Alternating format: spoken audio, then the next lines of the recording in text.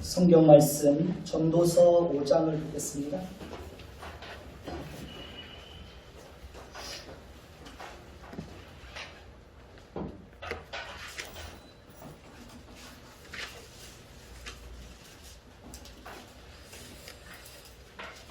전도서 5장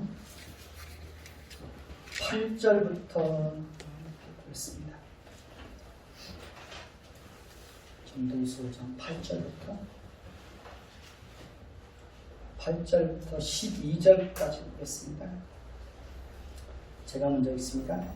너는 어느 지방에서든지 빈민을 학대하는 것과 정의와 공의를 짓밟는 것을 볼지라도 그것을 이상히 여기지 말라.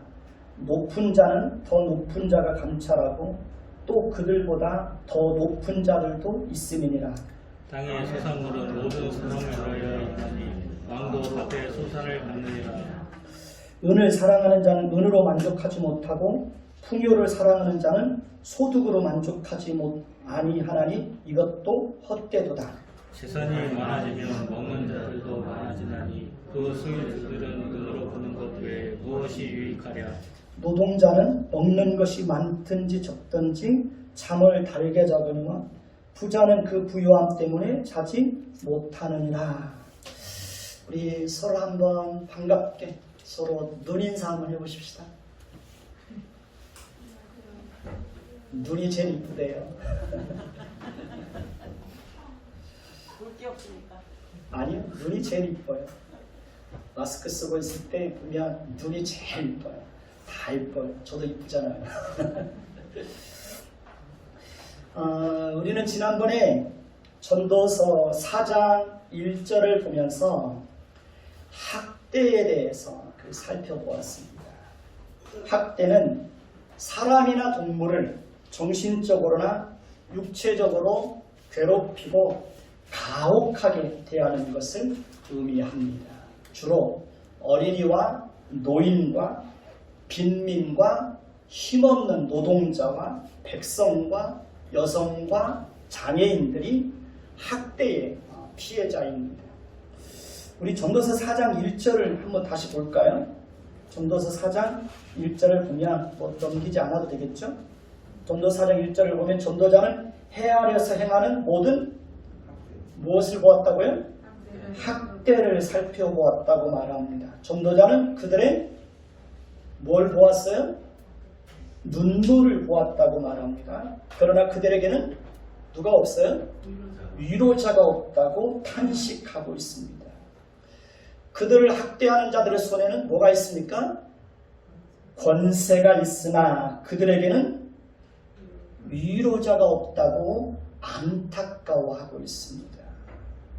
전도자는 학대받는 자들의 고통이 얼마나 괴롭고 비참한지 차라리 살아있는 산자들보다 죽은 지 오랜 죽은 자들이 더 복되고 그들보다 차라리 출생하지 아니하여 해 아래서 행하는 악한 일을 보지 아니한 자가 더 복이 있다고 그렇게 말을 합니다. 오늘 말씀 8절에도 보면 오늘 말씀 8절을 보실까요? 너는 어느 지방에서든지 누구를 빈민을 어떻게 해요? 학대하는 것과 정의와 공의를 짓밟는 것을 볼지라도 그것을 이상히 여기지 말라. 높은 자는 더 높은 자가 감찰하고 또 그들보다 더 높은 자들도 있음이니라고 말합니다. 전도자는 다시 한번 어느 지방에서든지 빈민을 학대하는 것과 정의와 공의를 짓밟는 일들이 있다라고 말합니다. 그것은 이상하고 예외적이고 특별한 것도 아니고 언제나 학대는 있어 왔고 앞으로도 있을 것이다 라고 말합니다. 지금 우리 대한민국 안에서도 정의와 공의를 짓밟는 일들이 비일비재하게 일어나고 있는 것이 현실입니다. 지금의 정부에서 행해지고 있는 정의와 공의를 짓밟는 행위들을 보면서 분노하는 국민들이 많이 있는 것이 사실입니다. 그럼에도 불구하고 전도자는 이상하게 생각하지 말라는 겁니다. 다만 전도자는 빈민을 학대하고 정의와 공의를 짓밟는 행위를 볼 때 분노하지 말고 심판을 하나님께 맡기라고 말합니다. 그들보다 더 높은 자가 있고 권력자보다 더 높은 권위자가 있으니 심판을 누구에게 맡기라는 겁니까? 하나님께 맡기라는 것입니다. 그렇습니다. 빈민을 학대하는 자들을 하나님께서 반드시 심판하실 때가 있습니다. 정의와 공의를 짓밟는 권세자들을 하나님께서 반드시 역사 가운데 심판하실 때가 있습니다. 전 현직 법무부 장관들의 행태를 보면 아나무인입니다. 아나무인은 눈 아래 사람이 없다는 뜻으로 교만하여 남을 업신 여기는 것을 말합니다. 그들은 자기에게 주어진 권세와 칼을 막무가내로 휘두릅니다. 그들은 자기들 위에 더 높은 자가 있다는 사실을 망각하고 경거망동하고 있습니다. 하나님께서 나라의 질서를 무너뜨리고 정의와 공의를 짓밟는 자들에 대해서 반드시 심판하실 때가 있습니다. 정의와 공의를 짓밟는 것을 보면서 침묵하는 것도 정당한 것이 아닙니다. 불의를 행하는 것을 보면서도 당연한 것으로 받아들이는 것도 옳은 것이 아닙니다. 불의를 행하는 것을 보면서 정의와 공의를 짓밟는 자들을 보면서도 무조건 잘한다고 박수치고 지지하고 환호하는 어리석은 국민들이 많이 있습니다. 우리는 정의와 공의가 회복되고 세워지기를 위해서 기도해야 합니다. 악인들에 대한 하나님의 공의와 정의의 심판이 임하기를 위해서 기도해야 됩니다. 그리고 우리는 더 나아가서 학대받는 자들을 어떻게 해야 됩니까? 그들을 위로하고 그들의 눈물을 어떻게 해야 됩니까?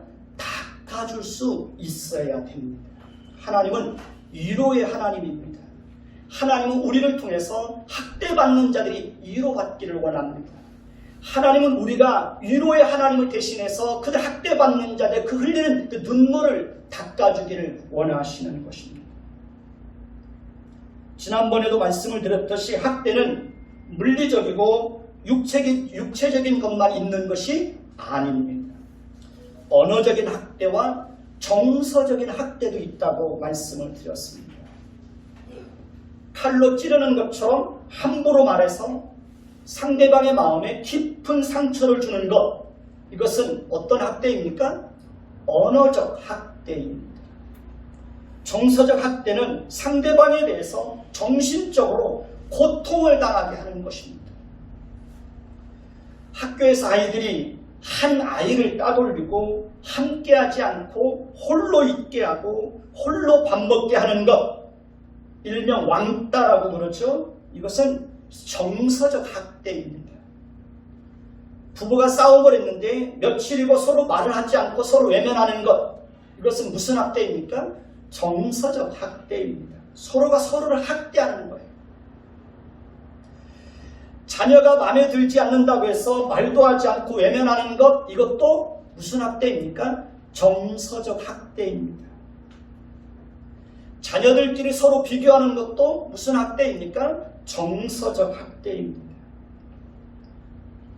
자식들이 늙은 부모를 부양하지 않고 외면하고 사는 것도 심각한 정서적 학대입니다.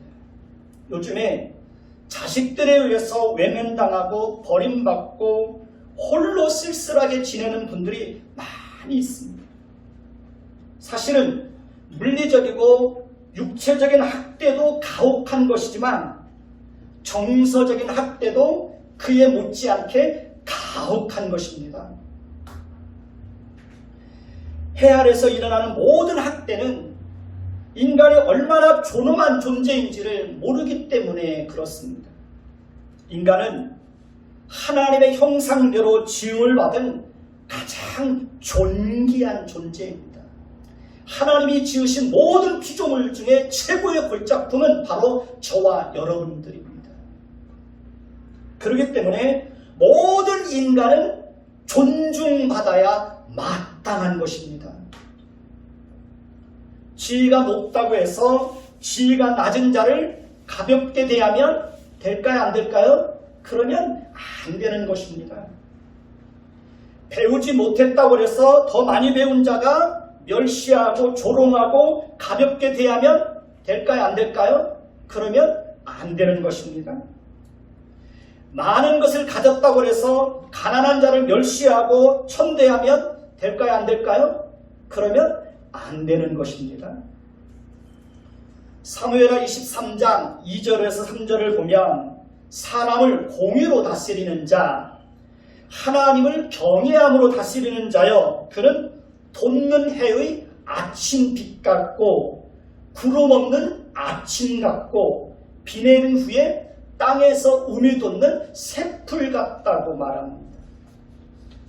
그러니까 권세를 가진 자가 나라를 공의로 다스리고 하나님을 경외함으로 나라를 다스리게 되면 돋는 해의 아침빛 같고 구름 없는 아침 같고 비 내린 후에 광선으로 땅에서 우미 돋는 새풀 같아서 그의 다스림 안에 있는 백성들에게 희망과 즐거움과 행복을 가져다 준다는 겁니다. 나라를 다스리는 자가 나라를 바르게 다스리게 되면 그 다스림 안에 있는 국민들의 삶 속에는 활기와 생동감이 넘친다는 것입니다. 그러나 나라를 다스리는 자가 공의로 나라를 다스리지 않고 하나님을 경외함으로 다스리지 않고 공의와 정의를 짓밟고 국민들을 섬기는 자가 아니라 국민들을 위해 군림하게 되면 국민들은 희망과 즐거움을 잃게 됩니다. 지도자에 대한 원망과 불신과 불만이 쌓이게 됩니다. 국민들의 삶은 점점 더 힘들어지고 청년들은 꿈을 잃고 방황하게 되고 국민들의 삶은 점점 더 고통스러움에 빠지게 되는 것입니다. 지금 우리나라가 그런 형국에 놓여 있습니다. 내로남불과 이선과 거짓이 판을 치고 공정과 정의의 가치는 권력을 가진 자들에 의해서 무참히 짓밟히고 무너지고 있습니다. 정직하고 품격 있는 지도자를 찾아보기가 어려운 시대 속에 지금 우리는 존재하고 있습니다. 원칙도 없습니다. 그러니까 자신들이 세운 원칙마저도 눈앞에 보이는 사사로운 이익을 위해서 헌신짝 버리듯 그런 자기들이 세운 원칙들을 버립니다. 원칙과 절차를 무시하고 공수처를 출범시켜 놓고 이제는 공수처가 자기 사람들을 수사한다고 공수처를 비방합니다. 우리가 이러려고 공수처를 만들었느냐고 탄식하고 있습니다. 우리는 모두 우리 자신보다 더 높은 자들이 있고 최종적으로 하나님의 심판이 있다는 사실을 알아서 공의를 행하고 하나님을 두려워하는 마음으로 사람들을 대할 줄 알아야 합니다. 자신보다 가난하고 지위가 낮고 지식이 부족하고 힘이 없는 사람을 대할 때에도 멸시하고 조롱하고 함부로 대하는 것이 아니라 더 따뜻하게, 더 친절하게, 더 겸손하게, 더 낮은 자리로 내려가서 어떻게 해야 됩니까? 더 많은 사람들을 섬길 수 있어야 되는 거예요. 그것이 진정한 그리스도인의 삶입니다. 구절을 보십시다. 구절을 보면 땅의 소산물은 모든 사람을 위하여 있나니 누구도 왕도 밭에 소산을 받느니라 라고 말합니다. 신분으로 따지면 우리 사회에서 가장 낮은 위치에 있는 분들이 누구일까요? 농부들입니다. 그런데 그분들이 수고해서 얻은 소산물은 자신들만을 위한 것이 아니라 모든 사람들을 위한 것이라고 말합니다. 땅에서 나는 식물을 먹지 않고 사는 사람은 단 한 사람도 있을까요? 없을까요? 단 한 사람도 없습니다. 모든 과일이며 채소며 곡식이며 이 모든 것은 다 땅에서 나는 소산물들입니다. 우리가 가정에서 사용되는 모든 가구 기구들은 다 공장에서 노동자들에 의해서 만들어진 것들입니다. 우리가 편리하게 타고 다니는 자동차도 다 공장에서 노동자들의 그 손길에 의해서 만들어진 것들입니다. 우리 식탁에 올려지는 모든 식자재도 누군가의 수고가 있었기에 우리에게까지 공급되어져서 우리 육체를 위한 식물로 사용되고 있습니다. 모든 권세를 가진 자들도 땅에서 나는 식물을 먹고 공장에서 나온 제품을 사용해서 편리한 생활을 하고 있습니다. 하다못해 숟가락, 젓가락, 밥그릇도 만든 사람이 있기에 우리는 그것을 편리하게 사용하고 있습니다. 우리는 모두 서로가 서로의 유익을 위해서 존재하고 있는 것입니다. 그러니 우리는 서로에 대해서 항상 고마움과 감사한 마음을 가지고 그렇게 살아야 되는 것입니다. 우리는 서로를 대할 때 항상 존귀하게 대할 수 있어야 합니다. 곡식은 익을수록 어떻게 된다고요? 고개를 숙인다고 그랬습니다. 우리는 모든 사람 앞에서 늘 머리를 숙일 수 있어야 되는 거예요. 빈민을 학대하고 정의와 공의를 짓밟는 악한 지도자들도 땅에서 나는 무엇을 먹습니까? 땅에서 나는 소산물을 먹고 살아갑니다. 그렇기 때문에 전도자는 악인들이 빈민을 학대하는 것은 합당치 않다라고 지적하고 있는 것입니다. 10절을 볼까요? 10절을 같이 읽습니다. 은을 사랑하는 자는 은으로 만족하지 못하고 풍요를 사랑하는 자는 소득으로 만족하지 못하나니 이것도 헛되니라 라고 말합니다. 전도자는 인간의 욕심은 어떻다는 거예요? 끝이 없더라. 그리고 만족하지 못하고 사는 인생은 헛된 인생을 살더라 라고 말합니다. 은과 풍요는 우리가 사랑해야 될 대상이 아니라 이용하고 다스리고 누리고 나누어야 될 그런 대상입니다. 그런데 이용하고 다스리고 누리고 나누어야 될 대상이 뭘로 바뀐 겁니까? 사랑의 대상으로 바뀌어 있습니다. 그렇다 보니 아무리 많은 것을 가지고 있어도 만족이 없고 자신이 가진 것을 누리지도 못하고 나누지도 못하고 사는 인생이 되는 것입니다. 11절을 볼까요? 11절을 봅니다. 같이 읽습니다.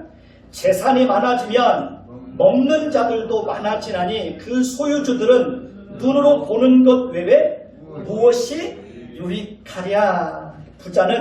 부자든 가난한 사람들이든 먹는 양은 일정 부분 정해져 있습니다. 부자라고 해서 가난한 사람들보다 더 많이 먹나요? 그렇지 않죠? 부자든 가난한 사람이든 하루에 3끼 이상 먹는 거 힘듭니다. 나이가 들면 소화력도 떨어져서 음식을 섭취하는 양도 점점 줄어드는 것이 사실입니다. 저도 소화력이 점점 떨어지다 보니까 음식을 보면 자꾸 절제하게 됩니다.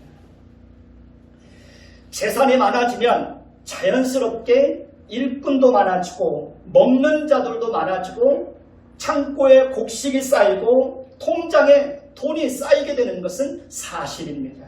그렇다고 해서 창고에 쌓아놓는 곡식을 본인을 위해서 다 사용할 수 있습니까? 없습니까?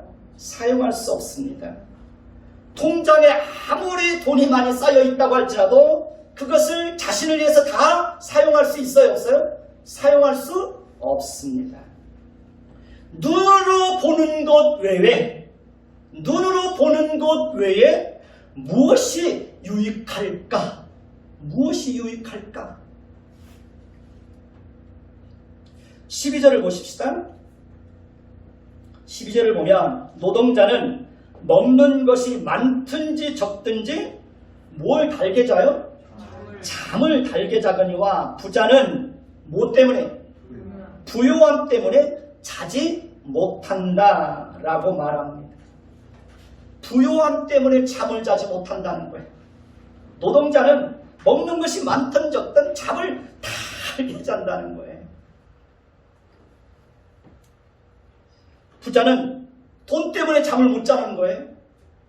그러고 보면 아무 걱정 없이 잠을 달게 자는 노동자가 돈 때문에 걱정하고 잠 못 이루는 부자보다 더 낫다라고 볼 수 있는 거예요. 잠을 달게 자는 것도 큰 복입니다. 저희 어머님은 잠을 잘 주무십니다. 언제라도 머리만 땅에 닿으면 코를 걸고 주무십니다. 잠을 이루지 못하는 사람들을 보면 굉장히 예민합니다. 그리고 잠을 잘 못 자는 사람들을 보면 살이 안 쪄요. 살이 안 쪄요. 그리고 잠을 이루지 못하는 것 때문에 굉장히 밤새도록 뒤척이면서 괴로워하는 것을 봅니다. 걱정이 많아도 잠을 이루지 못합니다. 마음이 평안해야 깊은 잠을 잘 수 있는 것입니다. 가진 것이 많고 적음을 떠나서 하루하루 평안히 눕고 자기도 하며 안전히 거할 수 있는 것, 이것은 하나님의 특별한 은혜입니다. 13절을 볼까요? 13절을 봅니다. 같이 읽습니다. 내가 해 아래서 큰 패단되는 일이 있는 것을 보았나니 곧 소유주가 재물을 자기에게 해가 되도록 소유하는 것이다. 소유주가 재물을 자기에게 해가 되도록 소유한다는 것은 무엇을 의미할까요? 그것은 물질을 자신을 위해서도 사용하지 못하고 누리지도 못하고 그렇다고 나누어 주지도 못하고 사는 것을 말합니다. 소유주가 그렇게 살지 못하는 것은 무엇 때문일까요? 그것이 항상 움켜쥐고 살려고 하는 그런 욕심 때문에 그러는 것입니다. 그러니까 움켜쥐고 살려고 하는데 거기에만 관심이 있다 보니까 나누지도 못하고 누리지도 못하고 자신을 위해서도 쓰지도 못하고 그렇게 산다는 거죠. 소유가 많은 것 때문에 가정불화가 생깁니다. 소유가 많은 것 때문에 형제간의 다툼이 일어납니다. 심지어 서로 죽이는 일들까지 발생합니다. 소유가 많은 것 때문에 자녀들이 부모를 이용합니다. 소유가 많은 것으로 인하여서 자녀들이 성실하게 살지 않고 허랑방탕하게 삽니다. 이 모든 것은 소유주가 재물을 자기에게 해가 되도록 지킨 결과입니다. 14절을 보십시다. 14절을 봅니다. 같이 읽습니다. 그 재물이 재난을 당할 때 없어지나니 비록 아들은 낳았으나 그 손에 아무것도 없느니라. 기업도 가정도 재난을 당하면 재물이 어떻게 됩니까? 그동안 쌓아놓았던 재물이 순식간에 사라집니다. 비록 아들은 낳았으나 그 손에 아무것도 없습니다. 자녀들에게 물려줄 것이 남지를 않습니다.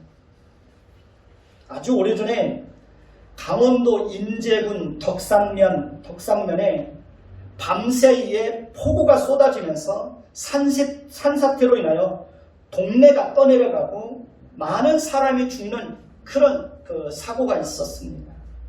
제가 강원도에 일주일 정도 전도 여행을 갔을 때 그 지역을 우연히 방문했던 적이 있습니다. 시신도 떠내려가서 찾지도 못하고 있는 그런 상황이었습니다. 그러니까 하루아침에 이재민이 된 그들은 임시로 설치된 컨테이너 하우스에서 거주하고 있었습니다. 어느 분은 평생 식당을 해서 돈을 모았다고 합니다. 그리고 노후에 편안하게 지내려고 장사를 접고 그곳에 전원주택을 지었는데 밤사이에 폭우가 쏟아지고 산사태가 나면서 그 전원주택으로 지었던 그 집이 흔적도 없이 사라져버렸습니다. 그리고 두 분은 간신히 참사를 모면했습니다. IMF 때에도 많은 기업들이 어려움을 겪고 도산을 했습니다. 요즘에 코로나 때문에 소상공인들이 문을 닫는 곳들이 속출하고 있습니다. 화재로 인하여 온 집안이 다 타고 사람이 죽는 일들도 많이 있습니다. 자연재해로 인하여 순식간에 모든 것을 잃는 경우도 많이 있습니다. 15절에서 16절을 보십시다. 15절에서 16절입니다. 같이 읽습니다. 그가 모태에서 벌거벗고 나왔은즉 그가 나온 대로 돌아가고 수고하여 얻은 것을 아무것도 자기의 손에 가지고 가지 못하리니 이것도 큰 불행이라.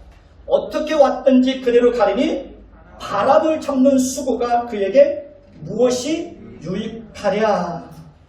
우리는 태어날 때 빈손으로 태어납니다. 죽을 때도 빈손으로 돌아갑니다. 우리가 이 땅에서 아무리 수고하여 재물을 쌓아도 죽을 때는 아무것도 가지고 가지 못합니다. 전도자는 바람을 잡는 수고가 그에게 무엇이 유익한가 라고 말합니다. 사실 재물과 세상에서의 성공과 영광과 명예는 다 바람과 같은 것이고 안개와 같은 것입니다. 우리가 그렇게 평생을 움켜쥐고 싶어 했어도 나중에는 그 움켜쥐었던 두 손을 다 펴야 됩니다. 내가 그렇게 움켜쥐었던 그 모든 것들을 언젠가는 다 내려놓아야 할 때가 있습니다. 죽음 앞에서는 일평생 수고하여 얻은 모든 것이 바람처럼 다 사라집니다. 전도자는 이것도 큰 불행이라고 합니다. 불행한 노고라고 합니다. 제 아무리 재벌이요 대그룹의 회장이고 그가 모아놓은 재산이 아무리 많아도 그의 죽음 앞에서는 그가 평생에 수고하여 모아놓은 재물이 아무런 유익이 되지 못합니다. 화려한 저택과 값비싼 침대가 사람에게 깊은 잠을 제공해 주는 것이 아닙니다. 물론 편할 수도 있습니다. 그러나 편안한 침대가 저절로 단잠을 가져다 주는 것은 아닌 것입니다. 17절을 볼까요? 17절을 봅니다. 같이 읽습니다. 일평생의 어두운 데서 먹으며 많은 근심과 질병과 분노가 그에게 있느니라. 이것은 돈을 사랑하고 돈으로 만족하지 못하고 풍요를 사랑하고 소득으로 만족하지 못하고 재물을 자기에게 해가 되도록 지키고 재물을 움켜쥐고 살지만 재난을 당할 때 재물을 다 잃어버린 사람들이 겪는 고통과 비참함에 대해서 말하고 있습니다. 재물만 쫓아서 사는 사람들을 보면 밥 한 끼도 편안하게 먹지를 못합니다. 밥 한 끼를 먹는 것도 허겁지겁 먹습니다. 밥 한 끼를 먹는 것도 쫓기듯이 먹습니다. 그렇다고 해서 음식을 이것저것 잘 챙겨 먹느냐? 그렇지 않습니다. 때로는 끼니도 걸려가면서 일을 합니다. 밤늦게까지 일을 하다가 늦은 밤에 집에 와서 대충 한 끼 때웁니다. 그러니까 자신의 건강을 돌아볼 겨를도 없이 일을 합니다. 제대로 쉬지도 못합니다. 그러니까 소유나 풍부로 만족하지 못하기 때문에 항상 부족함을 느끼는 거예요. 뭔가 늘 결핍을 느끼는 거예요. 그러니까 그 부족한 것을 채워야 되기 때문에 더 근심하게 되고 그러니 늘 쫓기듯 인생을 사는 겁니다. 이것이 일평생의 어두운 데서 먹는다는 의미입니다. 제가 아는 분은 시흥시장에서 평생을 떡볶이 장사를 하신 분입니다. 하루 종일 한쪽에서 이렇게 쪼그리고 앉아서 장사를 하다 보니까 어느새 허리가 90도로 굽었습니다. 그러니까 걸어가는 것도 힘들어 보였습니다. 소유를 사랑하고 풍요로 만족하지 못하기 때문에 늘 쫓기듯 하루하루를 살다 보니 어느새 보면 근심과 질병과 분노가 마음속에 자리 잡게 되는 것입니다. 제가 교회를 개척하고 전도를 하다가 한 가정을 만났습니다. 그 가정의 아내 되는 분은 실명을 했습니다. 남편 되는 분은 간경화로 복수가 차서 얼마 살지 못하고 돌아가셨습니다. 아내분은 아침 일찍부터 밤늦게까지 쉬지도 않고 돈을 벌다가 결국에는 치료할 시기를 놓쳐서 양쪽 눈을 다 실명을 했습니다. 그 인생에 남은 것은 근심과 질병과 뭡니까? 분노만 남았습니다. 이것이 재물만 쫓아서 사는 사람들의 삶의 비극이라는 겁니다. 더 많은 것을 소유하기 위해서 평생을 죽도록 고생하며 살았는데 결국 남는 것은 근심과 질병과 분노뿐이라는 것입니다. 그러면 우리가 이렇게 허무하고 헛되고 근심과 질병과 분노로 가득한 세상에서 우리 인생을 가치 있게 살기 위해서는 어떻게 해야 할까요? 18절을 보십시다. 18절을 같이 읽습니다. 시작. 사람이 하나님께서 그에게 주신 바 그 일평생에 먹고 마시며 해 아래서 하는 모든 수고 중에서 낙을 보는 것이 선하고 아름다움을 내가 보았나니 그것이 그의 몫이로다. 이 말씀은 하나님의 백성들에게 주시는 말씀입니다. 재물만 쫓아서 사는 사람들에게 주어지는 말씀이 아닙니다. 하나님께서 하나님의 백성들에게 주시는 은혜가 얼마나 풍성하고 특별한지를 보여주고 있습니다. 하나님은 하나님의 백성들에게는 일평생 먹고 마시며 해 아래서 하는 모든 수고 중에서 무엇을 보게 하신다는 거예요? 낙을 보게 하신다는 겁니다. 그러니까 즐거움을 보게 하신다는 거예요. 그리고 그것은 선하고 아름다운 것이요 하나님의 백성들에게 주시는 특별한 그 인생의 몫이라는 겁니다. 전도서 2장 26절을 보면 하나님은 그가 기뻐하는 자에게는 지혜와 지식과 희락을 주신다고 했습니다. 저희는 교회를 개척하고 지하에서 지낼 때 매일 밤마다 아이들과 산책을 다녔습니다. 저녁을 먹고 나서 아이들에게 텔레비전을 볼래? 산책을 갈래? 그러면 우리 아이들은 항상 산책을 간다고 그랬습니다. 이 환경을 보면 참 어려웠죠. 저희는 지금은 이렇게 편안하게 말할 수 있지만 저희는 추운 겨울에도 기름값을 절약하려고 보일러를 틀지 않고 박스를 주워다가 바닥에 깔고 그 위에 이불을 깔고 아이들을 가운데다 놓고 저희 집사람하고 저하고 양쪽에서 아이들을 품에 안고 그렇게 지냈던 적이 있습니다. 박스를 깔아야 밑에서 냉기가 올라오지 않는 겁니다. 뜨뜻합니다. 그런데 그렇게 어려운 시기를 보내면서도 그러니까 성도들에게는 그런 모습을 보여주지 않기 위해서 주일날 새벽에는 일찍 일어나서 박스를 정리해서 한쪽에다 잘 감춰놓고 새벽에 보일러를 트는 거예요. 왜냐하면 주일날에는 방에서 함께 성도들이 같이 식사를 해야 했기 때문에 그렇습니다. 그러니까 개척하고 그렇게 어려운 시기를 보내는데도 불구하고 저희는 아이들과 함께 항상 밤이면 손을 잡고 동네 산책을 다녔어요. 그러면서 즐기는 거예요. 그래서 우리 아이들은 개척할 때 그렇게 어려운 가정 환경 속에서 자랐음에도 불구하고 엄마 아빠가 얼마나 고생했는지 잘 모릅니다. 자연이 있어도 자연을 누리지 못하고 즐기지 못하고 사는 사람들이 너무 많습니다. 들에 핀 꽃 한 송이를 보면서도 기뻐할 줄 모르고 감격할 줄 모르고 사는 사람들이 너무 많아요. 요즘에 제가 다니는 그 등산 코스에도 보면 노랗고 하얀 꽃들이 활짝 피었습니다. 얼마나 아름다운지 모릅니다. 일을 하면서도 정말 즐겁게 일을 하는 사람들이 있고 죽지 못해서 일을 하는 사람들이 있습니다. 아주 오래전에 택시를 탔는데 그분은 아침마다 나올 때 죽지 못해서 나온다는 그런 말을 하는 것을 들었습니다. 그러니까 아침마다 일을 하기 위해서 나올 때 죽지 못해서 억지로 나와서 일을 해야 되는 그의 심정이 하루 종일 일을 하면서도 얼마나 힘들고 짜증나고 괴롭겠습니까?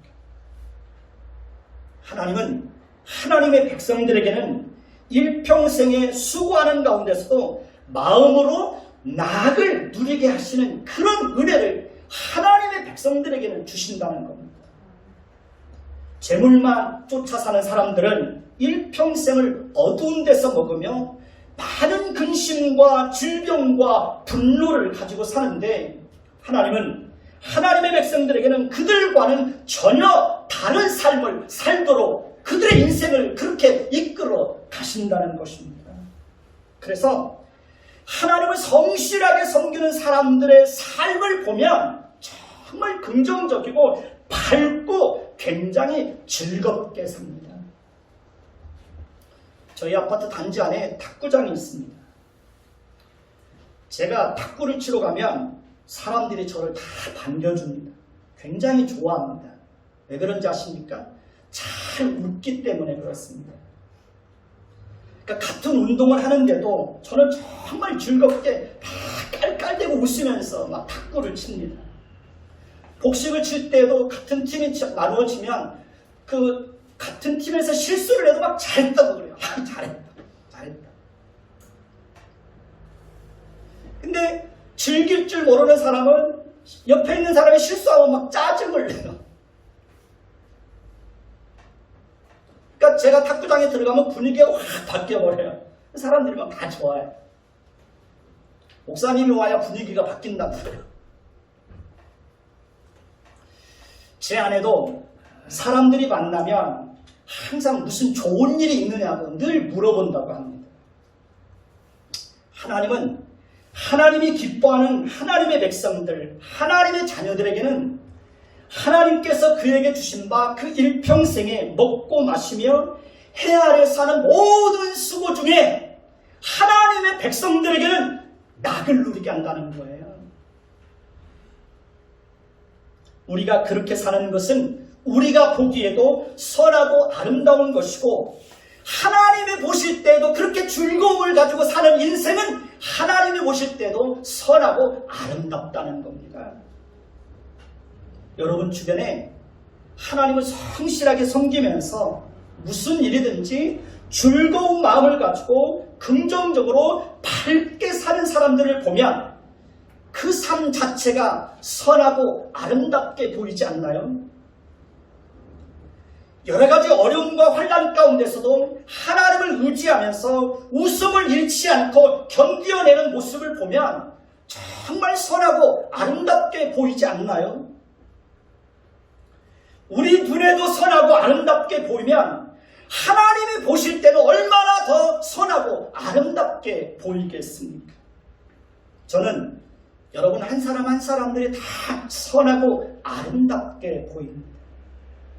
힘들고 어려운 환경 속에서도 믿음을 잃지 않고 끝까지 믿음을 지키며 하나님의 백성다움을 지키며 살아가는 여러분 한 사람 한 사람들의 모습을 보면 얼마나 고맙고 감사한지 모르겠습니다. 19절을 보십시다. 19절을 같이 봅니다. 시작. 또한 어떤 사람에게든지 하나님이 재물과 부요를 그에게 주사 능히 누리게 하시며 제 몫을 받아 수고함으로 즐거워하게 하신 것은 하나님의 선물이라. 여기서 말하는 어떤 사람은 누구일까요? 하나님이 기뻐하는 자입니다. 하나님이 기뻐하는 사람은 어떤 사람일까요? 하나님을 두려워하는 사람입니다. 하나님을 성실하게 의지하는 사람입니다. 하나님을 뜨겁게 하나님을 사랑하는 사람입니다. 하나님의 성품을 풍성하게 드러내면서 인생을 사는 사람들입니다. 하나님을 성실하게 예배하는 사람입니다. 자신의 한계를 알고 자신의 힘으로 살아가는 것이 아니라 끊임없이 하나님 앞에 엎드려서 하나님의 은혜를 구하며 사는 사람, 그런 사람이 하나님이 기뻐하는 사람입니다. 하나님께서 맡겨주신 재물을 하나님 앞에서 바르게 사용할 줄 아는 사람, 하나님은 그런 사람들에게 재물과 부요를 주사 능히 누리게 하신다고 말씀하고 있습니다. 하나님은 그런 사람에게는 재물과 부요를 그들의 몫으로 주시고 그것을 받아 수고함으로 즐거워하게 하신다고 말합니다. 하나님이 기뻐하는 자들에게는 그런 인생을 하나님이 선물로 주신다는 것입니다. 저는 솔직히 노후 걱정하지 않습니다. 왜냐하면 하나님께서 하나님을 성실하게 섬기는 자들의 인생을 하나님이 결단코 외면하지 않을 것이라고 하는 하나님에 대한 견고한 믿음과 신뢰가 있습니다. 그래서 저는 노후 걱정을 하지 않습니다. 사랑하는 성도 여러분, 만약에 어떤 사람이 재물과 부요를 그가 원하는 것만큼 충분히 얻었다고 할지라도 그것을 누리는 복을 받지 못한다면 그 일평생에 수고한 그의 수고가 무슨 가치가 있을까요? 재물과 부요를 가지고 있어도 자신과 다른 사람을 위해서 사용할 줄 모르고 움켜쥐고 있다가 그것을 누리지 못하고 죽는다면 그의 재물과 평생의 수고가 그에게 무슨 의미가 있을까요? 누리지 못하는 것도 큰 병입니다. 누리지 못하는 것도 큰 불행입니다. 절제하면서 누릴 줄 아는 것도 지혜이고 복입니다. 기회가 되시면 여행도 다니시고 기회가 되면 좋은 옷도 사서 입으십시오. 기회가 되면 맛있는 음식도 사서 드시고 기왕이면 좋은 거 사서 드십시오. 기왕이면. 그러나 그것이 너무 자기중심적이고 이기적인 욕심으로 흘러가는 것은 하나님께서 주시는 것을 바르게 사용하는 것이 아닙니다. 하나님이 주신 물질을 하나님께 구별하여 드릴 줄 알고 구제헌금도 드리고 선교헌금도 드리고 이웃과 함께 나누고 그러면서 하나님의 성품을 풍성하게 드러내면서 사는 것, 그것이 하나님이 보실 때에 하나님이 주신 것들을 바르게 누리고 있는 것이라고 말씀을 드릴 수 있습니다. 하나님이 주신 물질을 이기적인 욕심을 가지고 자신과 가족들만을 위해서 사용하는 것은 하나님이 보실 때 합당하지 않습니다. 물질을 그렇게 사용하는 것은 하나님이 기뻐하지도 않습니다. 우리가 재물과 부요를 쫓아서 살지 않아도 우리가 정말 하나님을 기쁘시게 하는 자로 산다면 하나님께서 저와 여러분들에게 재물과 부요를 선물로 주시고 이 땅에서도 하나님께서 주신 복을 누리며 즐거워하며 우리의 인생을 살아가게 할 것입니다. 그러니 우리는 어떻게 해서든지 하나님을 기쁘시게 하는 자로 우리의 인생을 성실하게 살아야 합니다.